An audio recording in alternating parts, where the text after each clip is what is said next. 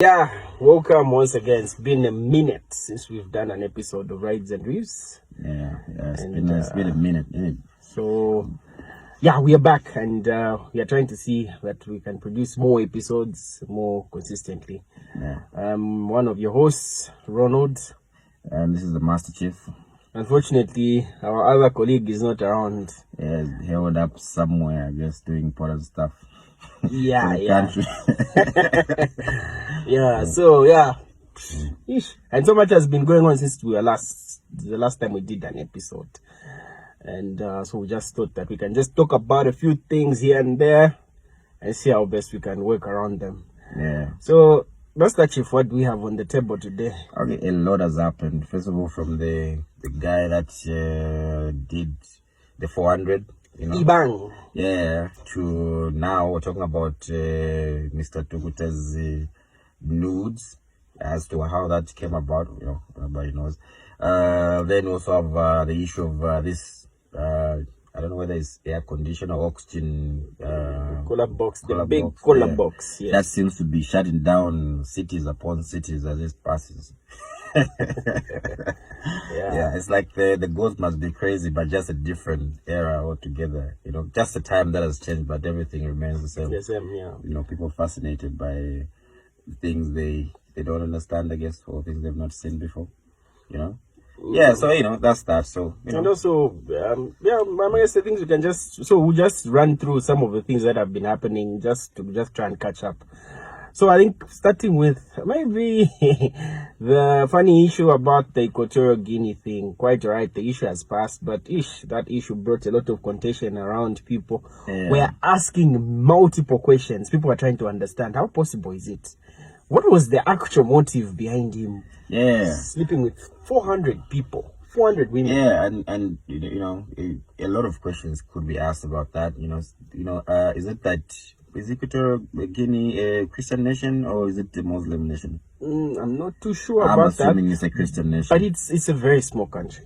You can imagine a country that has a population of like less than 2 million people in that country. So meaning if the population is less than 2 million, we're talking about maybe slept with like 0.4% of the population. And if you say 2 million people, okay, let's assume, because the numbers are like 1.9 million people are living in that country. And of the 1.9 million, that includes both male and female. Yeah. So if you probably maybe would say maybe a million of those are women. And then out of those million, children. Yes, they are children, they are nuns, and then obviously the old women. Yeah. And okay, let's narrow it down. So okay, out of those 1 million, and out of like removing all the children, have to now narrow it down to people that are actually married. Okay, let's just talk about sexually active people, whether married or not. Yeah, so the percentage is might be higher than one. So you find that out of a million, the guy would have, maybe we're talking about maybe out of a million, if we just get the sexually active people, we're expecting maybe like 600,000 people were the ones that are sexually active. Yeah. And out of the 600,000, the man managed to sleep with 400 people, 400 of those. Yeah, but anyway, you also have to look at it from like, what's the time frame? Is it like, did he do it like... I don't even think the time frame matters. And then what's even worse is, the 400 are the ones that he captured. And I'm sure there are those that he actually... Yes, so meaning the number could even be high. He could have even done 1,000. Who knows? Or even more than that. Yeah. Now, the question is like, what motivated those women? Is it because they all seemed like happy? No one was coerced. Yeah, so was he paying them, or was it just like the pleasure of it? Or was it like he was the one being paid? Because the issue of being paid, believe you me, if you look at the list of the people that are said to have slept with, we're looking at people married to high-profile people, like people that are properly married and probably have money. So I think it's not really about money. No, it could be like maybe he's a gigolo in this case. He was the one being paid. I think with this issue, there are more questions to be answered. Because when you look at it like that, when you start now, okay, high-profile people, it's not about money.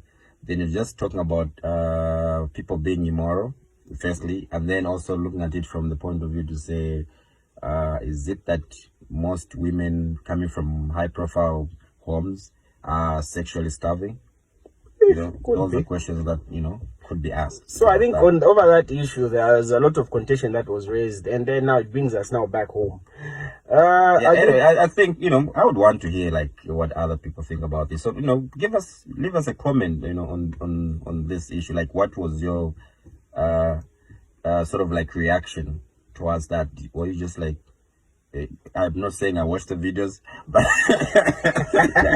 but just hearing the that kind of information, you know, going on, like, what was your reaction? Like, did you think anything of it? You know, especially like those that are, you know, married, you know, as men. Like, what would you do if you found out your wife was on the list? Would you watch all the 400 videos to find out whether your wife is on the list or not? I think people in Equatorial Guinea were on edge when that happened. I tell you, it must have been a wild experience. Yeah. But I think bringing it back home, about a week ago or so, we had the Diamond TV Awards that brought a lot of contention, and people talked about a host of things. Yeah. And there was the anti-media issue coming from those awards. People were dragging Chichi Daisy left, right, and center. They were now dragging the TV station for organizing the awards ceremony. I feel like I think anyway, I would want to comment like from maybe like just take you back a little bit to last week when we had the Kwacha. It was over the weekend, isn't it? I think the other weekend. Yeah. So I feel like these awards, like they should, like, I don't know whether organizers are sort of like hitting for that dramatic, epic moment where like people will talk about one thing that will make it sort of like be as popular or trend, you know, because first of all, like whatever they did on the stage with Aunt Medi, there's certain things that you can joke about, you know, and there's certain things that I feel like you could find a way to sort of like make fun of it, but then obviously, you know the way around it. One example of like such kind of comments happening is, you know what happened to Chris Rock, right? Mm-hmm. And those two are comedians. I mean, Chris Rock is a comedian, but Will Smith has also done comedy, isn't it? Yeah. But he stood up from the chair and went and slapped the shit out of. Of course, you know? that was. It was okay. The whole ordeal was very unfortunate, and it later on brought a fracas, and well, it raised a lot of questions. Yeah. Just not on Chichi Daisy, on Chimweka, and the entire team that was organizing the event, just for inviting both of them there, inviting the two people that were formerly married, and then the other one comes with the current girlfriend. The other one seemingly is facing a lot of issues. So that case, I think. No, but for me, I feel like that's not a problem, because when like we will talk about hip hop awards or awards in America when like people were actually beefing. You remember like the time when there was the East Coast West Coast beef, right? Mm-hmm. People like the East Coast and West Coast would sit in the same building, but obviously there will be people responsible for making sure to say nothing escalates. You know? That's the point exactly. Yeah. So people need to be intelligent to see who are the people that you're dealing with. You know, the people that like they know how to handle these things. Yeah. But we've seen how Auntie Millie has been broken about this thing, how it has taken a toll on her, and then you take it on public media to like embarrass her. I feel like that was very unfortunate, and well, not very unfortunate, very unprofessional. Like from my point of view, I think, you know, they ought to do better, especially the fact that it's being broadcast, like, you know, throughout the nation and probably maybe even international. It's international. Yeah, TV is international. We need to do better as people. Like, you know, I feel like they should have done better. Then we have our number one. Is like I think the number one noisemaker on Facebook. The big man, Chella Tukuta. Yeah. The man is doing the most. Yeah, man is doing the most. Yeah, he's done a lot. You know, I actually saw him the other week. He was in Kasama. You know, he seemed to be cool in person though. Like very very subtle, kind of like, you know, very calm, not really like raising dust as it does on social media. So my guess is a beast behind the keyboard. When the camera comes on, he turns on, he runs like no man's business. So yesterday was live. I didn't even watch the live, unfortunately. I couldn't even, because most of the times he's just talking about stuff that is very difficult to understand. And for the past, I don't know, 3-4 days, he's been on the rampage. Yeah. Talking about gay people in Zambia, high-profile people that he presumes are gay. So he makes insinuations on Facebook. He doesn't directly mention people. He puts out riddles of some sort, and it's up to you to put the ones and twos together, so that you understand what he's talking about. Then but boom, is the nudes are leaked. So now the question is. Is it that is it that what he could be saying is true and people are trying to divert the attention from the list that he's publishing, so they've put out the nudes, or is just coincidence that the nudes have turned out now? It's not coincidence. I feel like these things have their patterns, I guess, because like I think we've had this conversation in the background, like where I always feel like these social influencers always have an agenda, or somebody gives them an agenda, I guess. Whenever there's like something really important happening in the country, like, economic issues, there's always something silly that comes up where like somebody, everybody has to talk about, the silly stuff. And it has happened like countless times, like, we just to deviate our attention from the real issues. So it could be on to something, because obviously the timing is way too perfect for those nudes to be independent of the list that he posted, so gay people have I don't want to be cited but I feel like they're some of the most vindictive people you could come across, like get cancelled for talking against them as quickly. I don't know about Zambia, but in developed countries, just coughing against a gay person, you get cancelled. So it could be something related to that, or not. You never know. Well, there's so much going on, and I hope that whatever he's saying, if he's caught, he'll be able to protect himself. He can actually defend himself in the courts of law.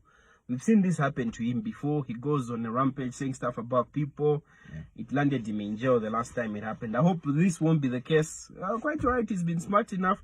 If you look at the list that he has been posting, he has not directly mentioned anyone. He has only been insinuating, like, you just have to assume. Yeah. And he's not responsible for what assumption you make about that. So it's a thing where, like, if the shoe fits, wear it, yes. Yeah. So the only concern I have is now that there's this issue of nudity. Like, there's some videos that have been making rounds. Unfortunately, I've not been able to see them. Oh, fortunately, because I hear it's a terrible sight. It is something you don't want to see, for whatever reason. but the question that I ask myself is, what is really supposed to happen to such people that produce such content? Because from what we know is that people you might not know this. Yeah. When it comes to pornography, the law does not even allow you producing it, even just for your own personal consumption. Yeah. From what I know. Yeah, just you recording yourself is, you're committing a crime right there in your bedroom or living room or whichever place you're in. And yes, you can be sentenced to 5 years for just capturing yourself naked. Should that, production see the day of light? And it's not just you producing it. If you have somebody helping you capture yourself, or you give somebody the phone that is capturing the videos for you, they're also part of that crime, in case you didn't know. And then even worse, if you distribute with intent to make money out of it, that's also another issue. You get more penalties, you get more jail time, and all that. Yeah. So now the question is, what will happen to Mr. Tukuta? Is he going to sort of like be held accountable for his production? Because in the past we've seen a situation where, like, high profile government officials, they've had these videos leaked, but we've not really heard like how their court processions went, or whether they were fined or they were jailed. But when it comes to like an ordinary citizen like you and I, we hear like, oh, okay, this day they're going to court, or they have been sentenced to 5 years, or they've been fined 5,000 or 10,000. So what really happens to Mr. Tukuta in this case for those videos that is produced? In this case, we'll have to wait and see will the law take its course, because obviously it's not just about, so the issue that is there is usually, unless maybe it was taken without your consent, because if you did take the videos, of course the intention was not to distribute, but you took the videos for your own personal consumption and then they leak, that is illegal. So now but then obviously, how do you make a video of yourself for your own personal consumption? I know, no, for me right now, the only thing I'll advise you, my friend, the only thing I'm advising you, our viewers, is that no matter what happens, when you're not dressed, don't play with your mobile phones. Those things, keep them away. Stay away from your mobile phone when you're naked. Don't be tempted. Don't be tempted. And I think over the same issue, cyberspace and whatnot, brings us to the issue of Musiyani. Musiyani was in court the other day with the Mlengas. Yesterday. With the Mlenga family, where he went on a rant. Threatening them like you hire thugs to come and do all sorts of things. And then now he's in court. And then I think he's alone now. I think it should be a wake-up call. People, please, on social media, don't talk about things you don't know. Because it ends up becoming expensive and you end up looking like, I don't know. And it's the thing, like these days, like whatever you do on social media, it's like it's not like the old days where like you can say something and then you go and deny in court and say, no, I never said this, I meant this. There are records.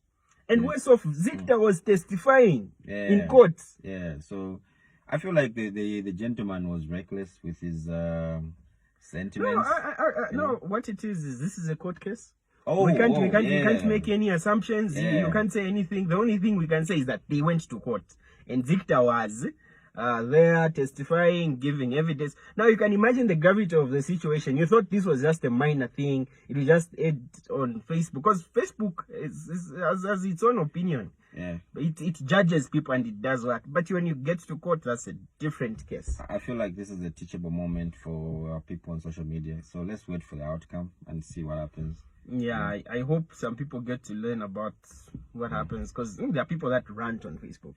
I feel like I feel like the culture, like as Zambians, we tend to abuse things when we're given the freedom to use them. Instead of using them for the better good, most of the time we just abuse them. So let it be a lesson to everybody coming after him. And I think as a final topic maybe for the day, Lusaka and the rest of Zambia was on fire this past weekend as the big oxygen tank was passing through the cooler box, as they put it.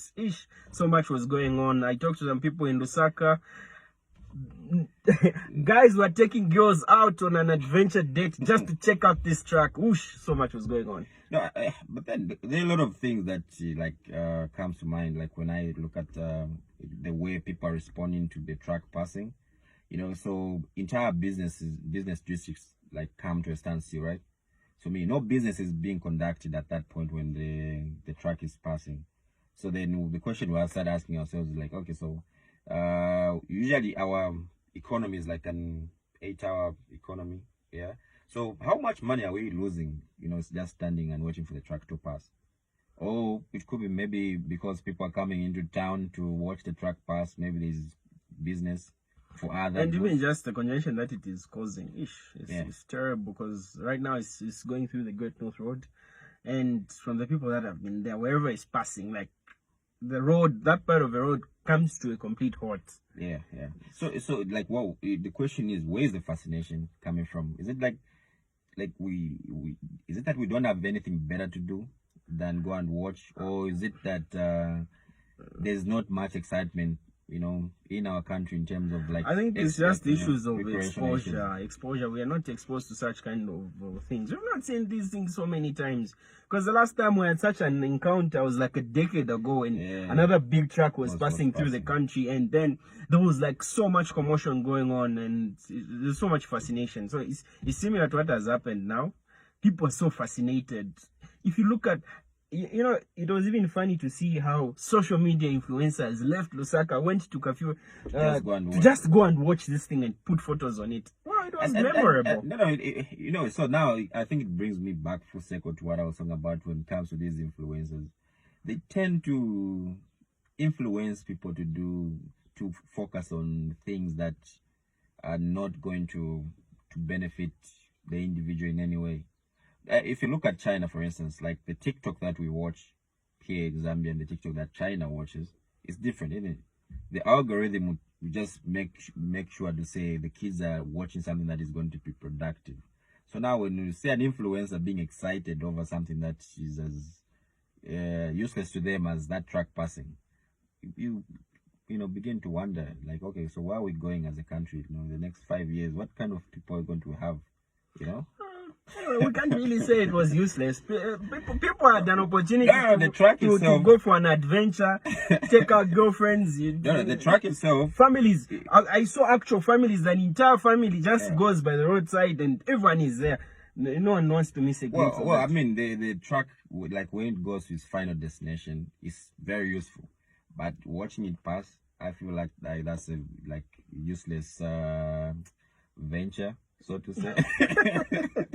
Yeah, so that's anyway, that, you know. Yeah, anyway, thank you for joining us. So we promise to do more content and just try and be as more consistent as possible. We've been held up a bit of late, but we're back and let's see what we can do together. For any suggestions on things you think we should talk about, please be sure to put them down in our comment section. And you can even just directly DM us. You can write the messages to us, and we surely will read them. Share the video if you feel like we are making a difference. Yes, and if anything, please let us know. Thank you very much.